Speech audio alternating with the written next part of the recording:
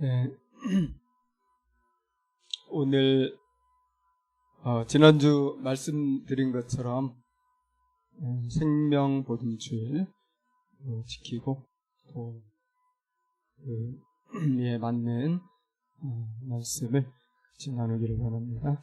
오늘 제목은 방관자들입니다.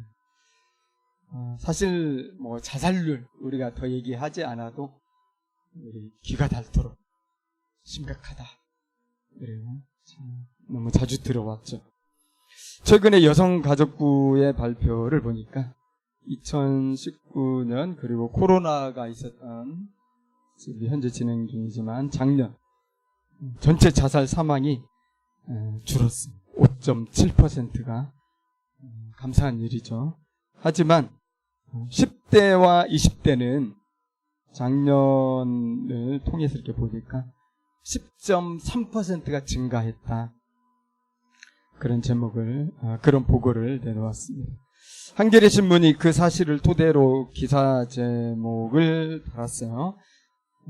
코로나 1년, 30살도 되기 전 극단적 선택 10%나 늘었다.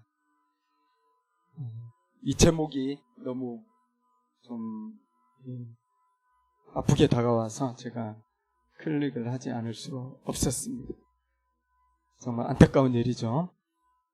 30살 되기 전에 10대, 20대 우리 청소년, 청년들이 극단적 선택하는 게 10%나 늘었다는 겁니다. 근데 이런 얘기들이 사실 어제 오늘의 이야기가 아니다 보니까 자주 듣죠. 또 자주 듣다 보니까 어느새 우리 마음이 많이 이렇게 무감각해져 있다. 이런 생각을 하게 됩니다. 그런데 우리에게 생명보듬주일 같은 이런 주일이 있어서 이 부분을 다시 생각해보고 우리가 경각심을 가질 수 있기 때문에 개인적으로 감사하게 생각하고 있어요. 그래서 오늘 말씀 이렇게 살펴보고자 하는데 잘 알려진 말씀이죠. 그래서 이러한 본문을 읽으면 우리는 뭔가 새롭게 느끼기보다 그런 말씀이구만 이렇게 식상하게 본문을 읽기가 쉽죠. 우리는 그런 것을 교만한 마음이다 이렇게 이야기하죠. 겸손하게 오늘 말씀을 생각해보면 좋겠습니다. 중요한 것은 아는 게 아니라 행동하는 거잖아요. 이런 말씀 보면서 우리가 회개를 해야 돼. 다 알고 있지만 내가 행하지 못하고 있는 부분이구나. 예수님은 오늘 말씀 통해서 진정한 이웃사랑을 얘기하고 계시죠. 그것은 통인지 감수성을 가져야 된다는 겁니다. 고통에 대해서 아파할 줄 알고 또 이 아픔이 진짜라면 우리가 행동할 줄 알아야 된다는 거죠. 오늘 말씀에 한 율법 교사가 예수님을 시험하려고 질문을 했죠. 배우려고 한 것이 아니라 예수님을 어떻게 하면 좀 어렵게 한번 해볼까 하는 겁니다. 25절 선생님 내가 무엇을 하여야 영생을 얻을 수 있겠습니까?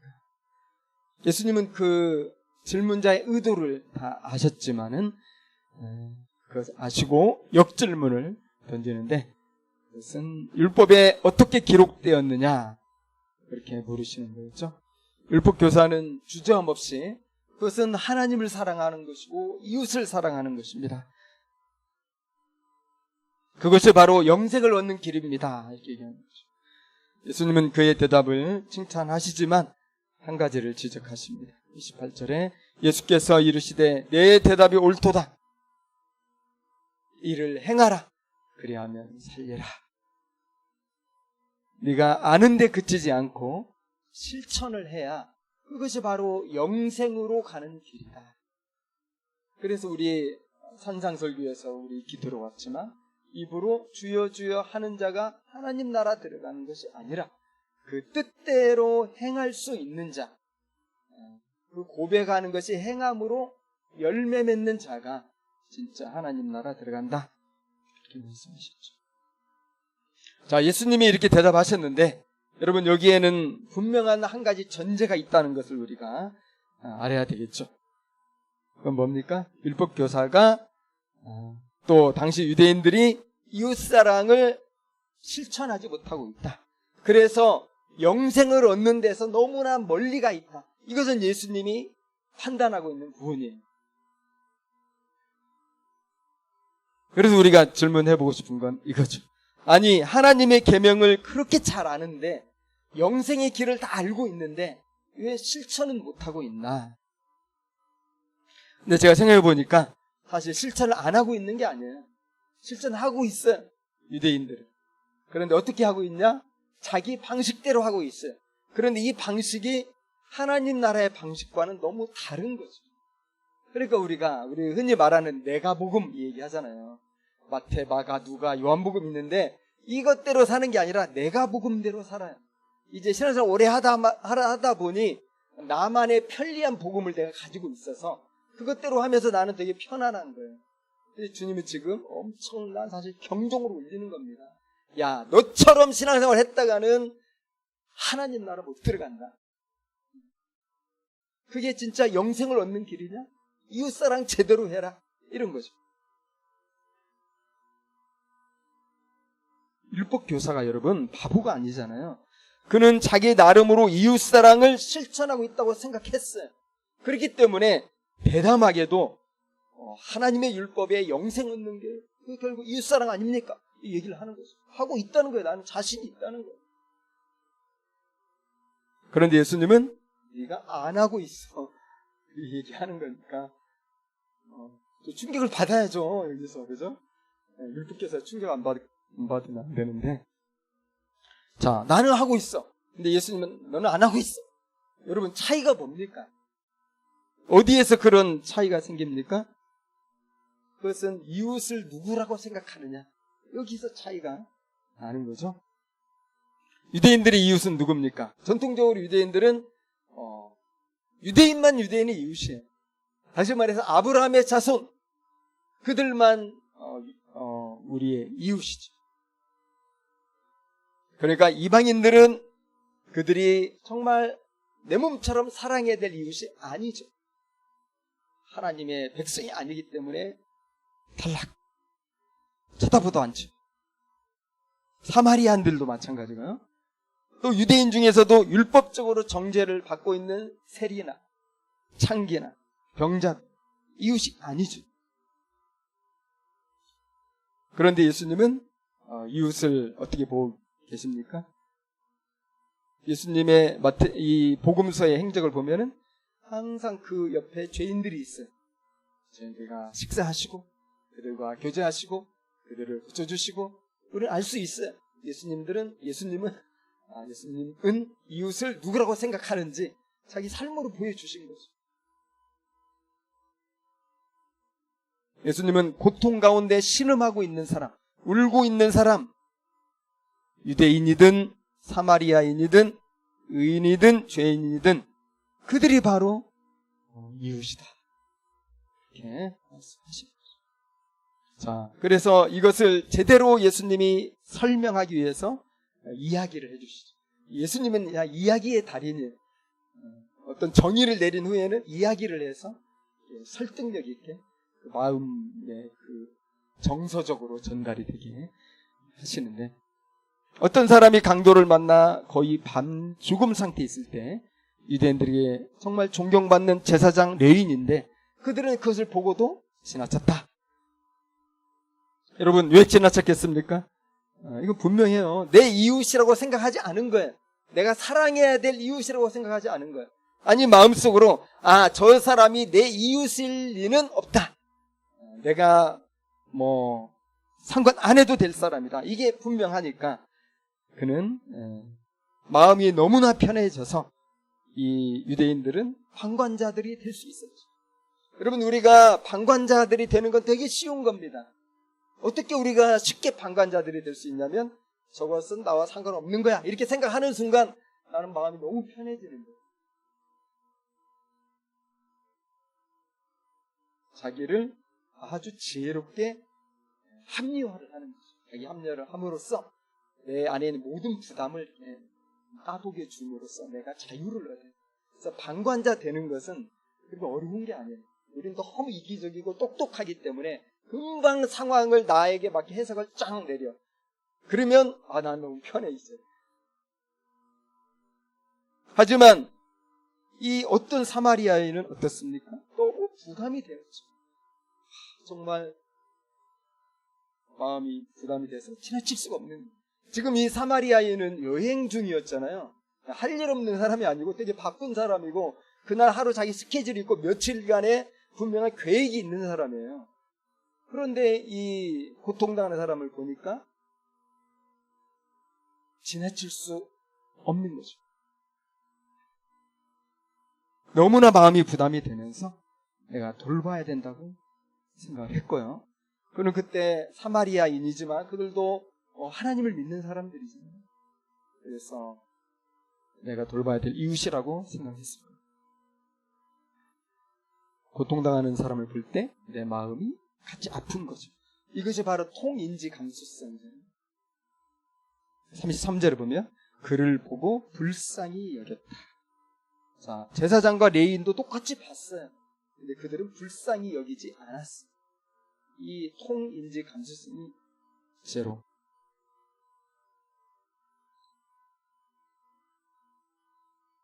사마리아인은 그 불쌍히 여기는 게 진심이었잖아요.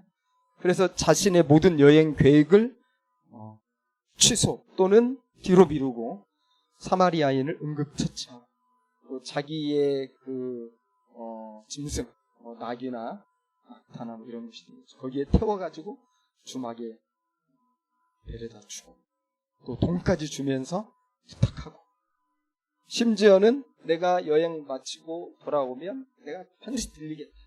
그래서 비용이 더 들면 그때 다 줄 테니까 걱정하지 말고 좀 잘 좀 돌봐주시오. 그렇게 간절히 부탁을 하죠. 적당히 도와준 게 아니라 주어가는 살리기 위해서 자신의 시간과 자신의 돈과 이런 것들을 다 지출을 한 거죠. 그럼 이게 진짜 사랑이죠? 시간을 그리고 돈을 아낌없이 어딘가에 내가 드린다면 어떤 이득을 생각하지 않고 그렇게 할 수 있다면 이건 사랑이 아니면 뭐겠습니까? 예수님의 결론적인 메시지는 분명한 거죠. 다른 누가 아니라 지금 고난당하고 있는 사람, 지금 울고 있는 사람이 있다면 그 사람이 너의 이웃이다. 네가 사랑해야 될 사람. 그래서 36절, 37절 보면 내 생각에는 이 세 사람 중에 누가 강도 만난 자의 이웃이 되겠느냐? 이르되 자비를 베푼 자니이다. 예수께서 이르시되 가서 너도 이와 같이 하라 하시니라. 여러분 최근 그 넷플릭스에서 개봉한 드라마가 있는데 되게 많이 사람들이 본다고 해요. DP라는 6부작 드라마인데 보신 분 있죠? 한번 보면 끝까지 볼 수밖에 없는 드라마고 6부작이니까 그렇게 길지 않았어요. 한 날밤 새면 끝낼 수 있는 우리나라 영화인데 이 DP가 뭐냐면 탈영병을 체포하는 훈병이라고 하죠. 간단히 한 장면만 제가 말씀드리는데 혹시 스포일러로 느껴진다면 설교를 위한 것이니까 양해를 부탁을 드리겠습니다. 한 탈영병이 너무나 괴롭힘을 당하죠. 그래서 탈영을 합니다. 그러면 이제 DP가 이제 둘씩 짝을 지어가지고 탈영을 잡으러 갑니다. 수갑 딱 준비해가지고. 그런데 그를 찾았는데 그 사람이 뭐 하고 있냐면 괴롭힌 이 고참을 죽이려고 이미 전역했는데도 찾아간 거예요. 그렇죠? 그를 만나가지고 이제 죽이려고 하는데 그를 잡으러 온 이 DP가 그러지 말라고 이제 설득하죠. 그때 이 탈영병이 비탄과 또 이 슬픔 또는 억울함 그런 것이 섞인 이 절규를 합니다. 그 절규가 뭐냐면 내가 괴롭힘을 당할 때는 당신들 다 방관하더니 이제 내가 지금 이 한을 풀려고 하는데 왜 나를 막느냐. 그때는 다 나를 빼버려 주더니 방관만 하더니 그리고는 이제 스스로 목숨을 걸죠. 여러분, 우리 사회에 이렇게 방관자들이 많으면 많을수록 어떻습니까? 우리 자살률은 더 올라가지 않겠습니까? 예수님께서 가서 너도 이와 같이 하라 이렇게 하셨는데 이게 무슨 말입니까? 결국은 방관자들이 되지 말라는 거죠. 율법교사, 제사장, 레위인들아, 이 유대인들아, 방관자들이 되지 말고 울고 있는 이웃들의 친구가 되어라. 그들이 보이지 않느냐? 그들을 만나라. 그 아픔을 들어줘라. 너희들이 경멸했던 이 사마리아인처럼 그렇게 너희들도 해라. 주님은 그렇게 가르쳐 주십니다. 이것이 바로 영생을 얻는 이웃사랑의 길입니다. 사마리아인은 정말 자기 할 수 있는 최선을 다했죠. 돈을 쓰고 시간을 썼는데 자기 계획을 변경하면서까지. 여러분, 이게 방관자들이 하지 못하는 거예요. 왜 우리가 방관하냐면 돈이 들어가고 시간이 들어가고 내 스케줄을 조정해야 되니까 부담돼서 못하는 거예요. 근데 사랑은 그걸 다 뛰어넘죠.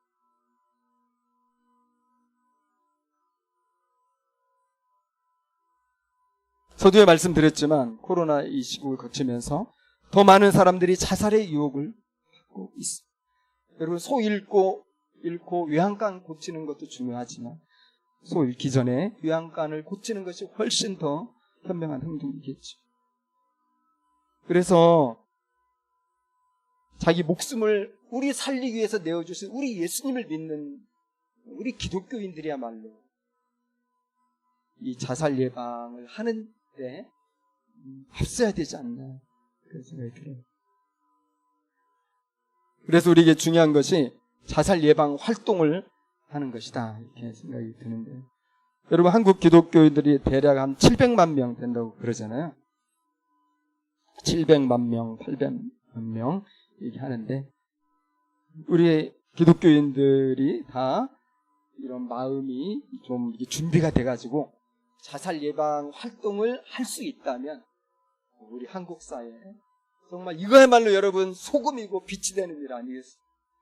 정말 이 700만 명이 좀 깨어서 다는 아니더라도 그 100만 명이라도 그런 사랑을 받은 우리인데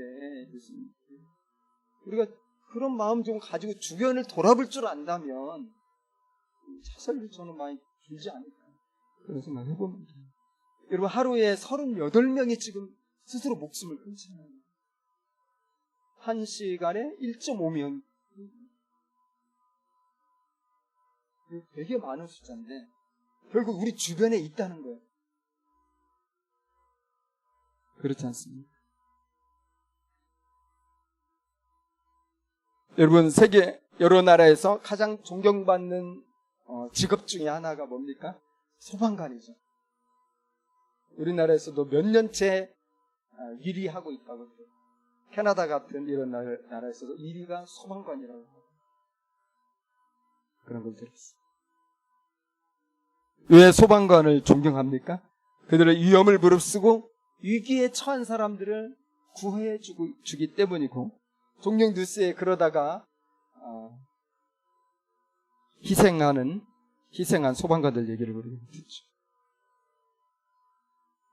우리 한국 교회나 또 우리 그리스도인들이 그런 소방관 역할을 해야 되지 않겠나 생각합니다. 바로 자살 예방 활동이 되겠죠.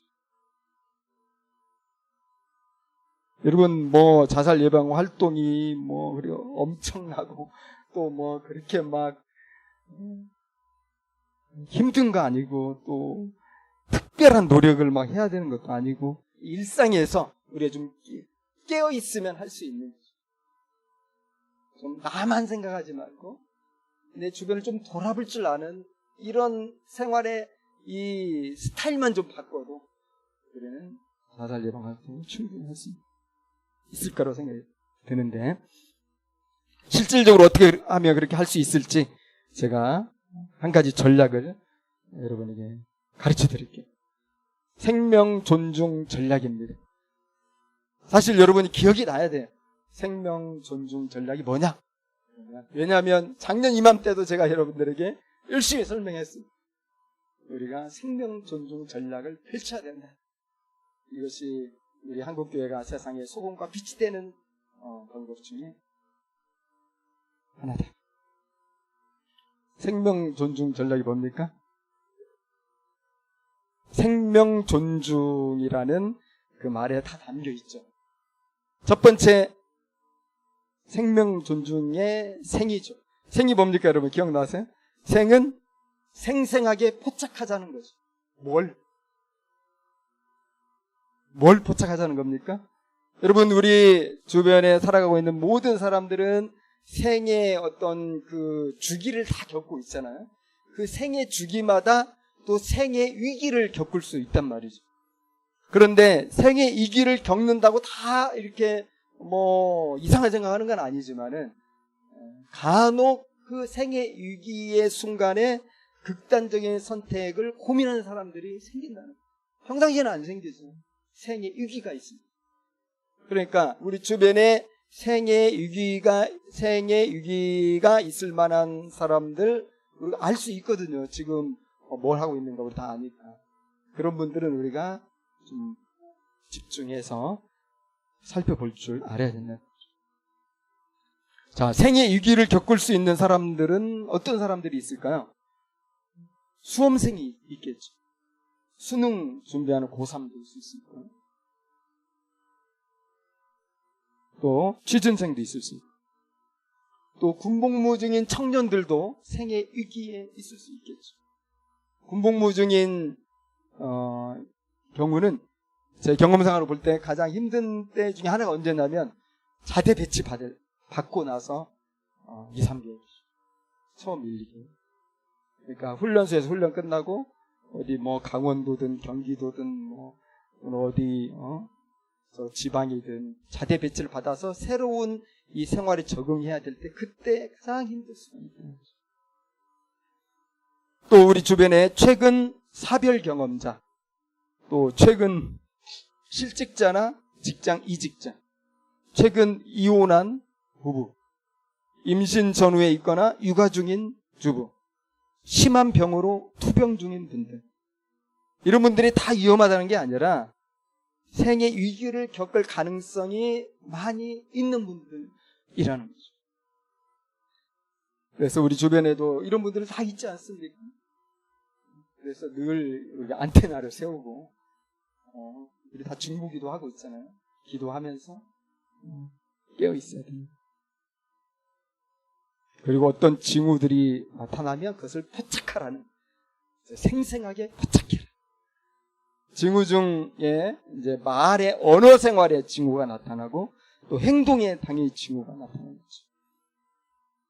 말을 통해 보면, 예를 들어서 사는 것은 의미가 없다라는 이런 뜻의 말을 할 수가 있고, 또 유일한 해결책은 그냥 내가 사라지는 거야, 이렇게 얘기할 수 있다는 거예요. 불안하고 초조해서 아무것도 할 수가 없다든지, 나는 아무짝에도 쓸모가 없다는 식으로 자기 비하를 극단적으로 한다든지요. 또 내 주변에 내 얘기 들어줄 사람이 하나도 없다라든지, 이런 말들입니다. 그리고 행동이나 표정에서는 평소와 다른 모습을 보이는 거죠. 신변을 정리한다거나, 또 평소에 아끼던 물건을 주변에 선물로 나누어 준다든지, 또 반대로 주변 사람들과 관계를 단절하고 아예 대화를 하지 않는다든지, 또는 어떤 약이나 위험한 물건들을 산다든지, 평소에 안 하던 것들이잖아요. 또 오랫동안 침울하던 사람이 갑자기 평화스럽게 보인다, 즐거워 보인다, 이런 건 이미 마음의 어떤 결단을 했다는 증거일 수 있잖아요. 극단적 선택하기로 딱 결단을 하는 순간 너무 평화로워요, 세상이. 그리고 모든 사람에게 다 이제 잘해주고 싶어. 이제 끝날 거니까. 그것을 포착하는 그 순간에 이거 좀 위험한 거 아닐까? 생생하게 포착하는 거죠. 자, 생명 존중의 두 번째는 명이죠. 명은 뭘까요? 명백한 질문을 던져야 된다는 거죠. 자, 그런 징후가 분명히 포착이 되면은 확인을 해야 되잖아요. 확인해야 될 때 말을 좀 이렇게 빙빙 돌리면서 좀 알아듣지 못하게 말하지 말고, 사실 쉬운 말은 아니니까 대놓고 물어보라는 거예요. 단도직입적으로. 너 혹시 지금 죽고 싶은 거 아니야? 단도직입적. 또 너 지금 그렇게 극단적인 선택하려고 뭐 준비하고 있는 거 혹시 있는 거 아니야? 예를 들어서 자살 사이트를 알아본다든지 수면제를 산다든지 줄을 준비하고 또 번개탄 등을 준비한다든지 이런 것들 물어보라는 거예요. 구체적으로. 자, 이런 그 질문을 하라는 것은 이 자살 상담 전문가들이 다 얘기하는 거예요. 그렇게 해야 된다는 거예요. 그렇게 해야 박을 수 있다. 명백하게 물어봐라. 세 번째로는 생명 존중의 존이죠. 여러분, 존은 뭘까요? 존중하는 태도를 가지고 그분의 말을 우리가 경청하란다. 경청해주고 공감해주고 적극적으로 들어주는 거예요. 그런 말이 있잖아요. 주변의 말을 들어주는 한 사람만 있어도 그 사람은 극단적인 선택을 할 확률이 크게 줄어든다. 대부분 보면 극단적 선택을 할 때 주변에 아무도 없거든요. 마지막으로 생명 존중의 중이죠. 중은 뭡니까? 중요한 정보를 알려주는 거예요. 왜냐하면 우리는 전문가가 아니기 때문에 이분이 전문가를 만나서 상담을 받을 수 있도록 도와주는 거죠. 그러려면 우리가 정보를 가지고 있어야 되죠. 누구를 만나든지 누구를 만나면 또 어떤 전화로 전화를 하면 도움을 받을 수 있을지. 이제 가장 잘 알려진 게 보건복지부에서 운영하고 있는 24시간 자살 예방 상담 전화죠. 여기서 우리가 다 외우고 있어야 될 것 같아요. 1393 1393 1393 쉽죠? 이 1393과 관련한 한 가지 이야기가 있는데 지난 5월에 있었던 어느 여학생의 수기를 제가 잠깐 말씀드릴게요. 나도 내가 전화를 걸 거라곤 상상도 못했다. 오늘 오전에 무슨 일이 있었고 그게 트리거가 돼서 갑자기 머릿속이 한 생각으로 가득 찼다. 이전부터 자살은 생각해 본 적 있어도 한 번도 자해를 생각해 본 적은 없었다. 근데 오늘 진짜 미치는 줄 알았다. 인스타그램으로 들어가서 누구 한 명 제발 도와달라고 하려다가 말았다. 급하게 내가 다니는 정신과 병원에 전화해서 약도 먹었다. 그래도 진정이 안 되고 계속 울고 고통스러웠는데 아무리 생각해도 연락할 사람이 없어서 그냥 울고만 있었다. 그런데 갑자기 그때 생각난 게 1393에 전화해서 약 20분 정도 이야기를 나눴다. 진짜 처음엔 울면서 계속 통화하다가 다행히 점점 진정이 됐다. 좋은 말씀과 조언도 듣고 괜찮은 통화. 그리고 이 여학생이 이제 전화를 거는 게 큰 도움이 될 거라면서 전화 거는 당신이 위대하다. 이렇게 멘트를 남겼어요. 그런데 제가 여러 가지 피드백들을 보니까 1393이 통화 중일 때가 되게 많다고 그러더라고요.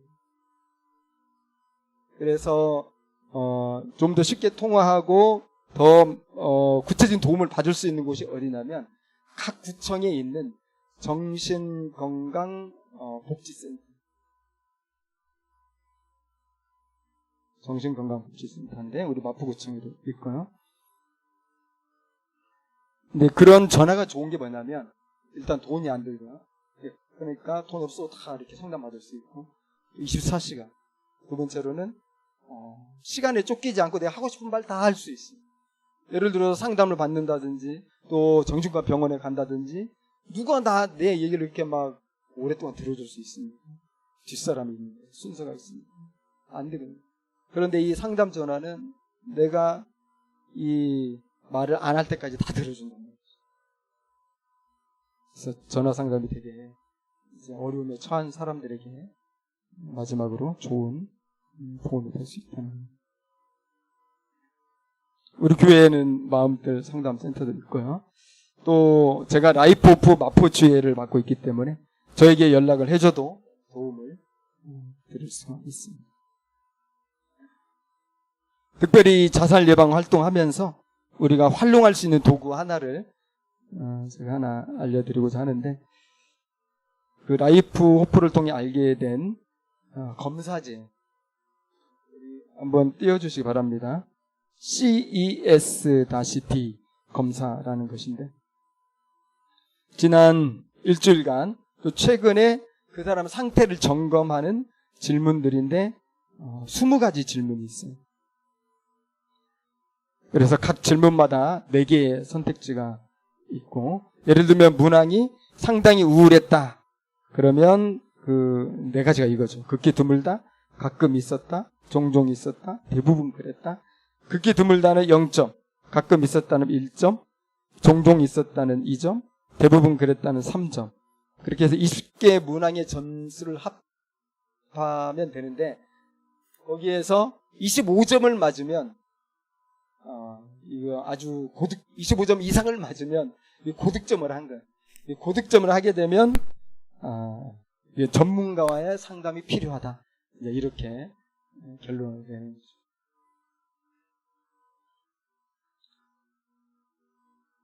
반드시 이게 맞다 이렇게 할 수는 없겠지만은, 그러나 각자의 상태를 객관적으로 점검하는데 유익할 거라고 생각이 들어요. 그래서 예배 후에 우리 각 목장에서 할 수 있도록 제가 목자님들에게 이 표를 카톡으로 이렇게 보내드릴 테니까 우리 각 목장에서는 한번 이것을 체크해 볼 수 있는 시간을 가지면 좋을 것 같고요. 그리고 목장 모임에 안 나오는 목원들에게는 또 개인적으로 이렇게 보내서 그 결과를 한번 받아보면 좋을 것 같습니다. 그리고 목장 모임 하시면서 잊지 않도록 생명 존중 이 전략도 한번 같이 이렇게 복습을 하면 좋을 것 같아요. 사랑하는 여러분, 에스겔이 증거한 하나님의 말씀이죠. 에스겔 16장 16절. 너는 피투성이라도 살아 있으라. 다시 이르기를 너는 피투성이라도 살아 있으라.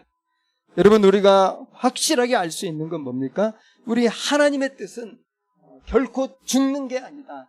그것은 살아가는 것이다. 이것이 여러분 하나님의 명백한 뜻이고 우리 모두를 향한 하나님의 호소입니다. 살아있으라.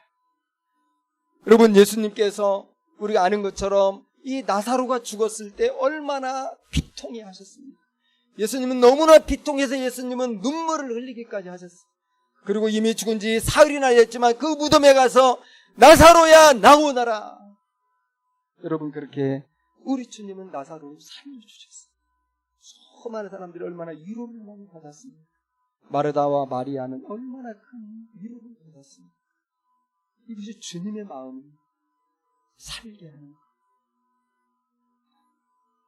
하지만 안타깝게도 우리는 너무나 많은 귀한 생명들이 극단적인 선택을 하는 비통한 시대에 살고 있어요.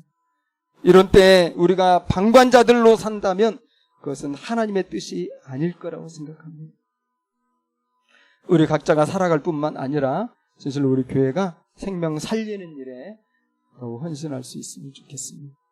생명 존중이라는 이 전략을 잊지 말고 선한 사마리아인처럼 행동할 수 있는 저와 여러분들이 되기를 진심으로 축복합니다.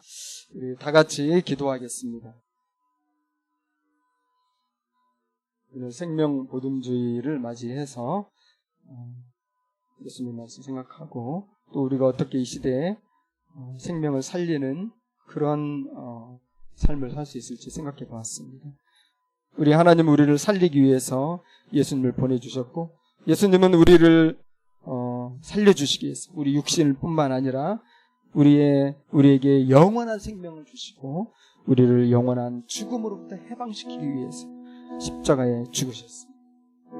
다시 살아나시고 우리에게 성령을 선물로 주셨습니다. 이제 우리가 주님의 제자로서 그 사명을 조금이라도 우리의 생활 환경에서 우리가 감당할 수 있도록 이 시간 은혜를 구하며 함께